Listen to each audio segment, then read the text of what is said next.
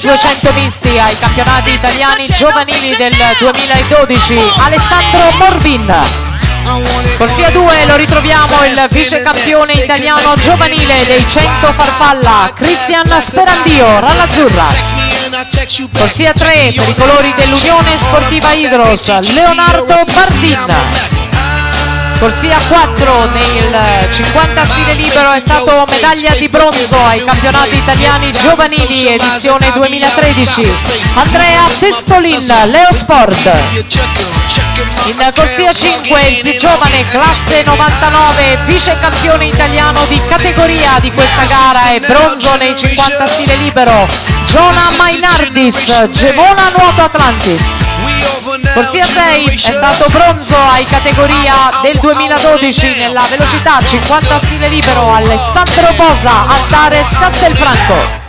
Corsia 7, lane 7 per la Macedonia, representing Skopje, Macedonia, Andrei Sokolovski. E in corsia 8 il campione italiano di categoria dei 200 farfalla per l'SC Nuoto, Alessio Assilli.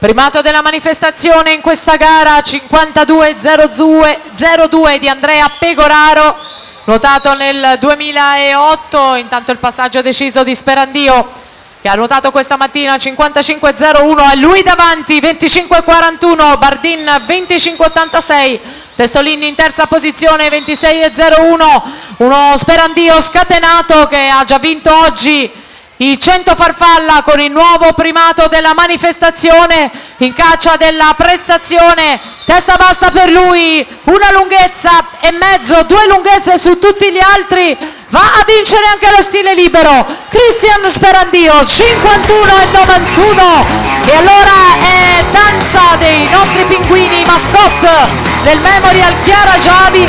Abbiamo ancora una vittoria con il nuovo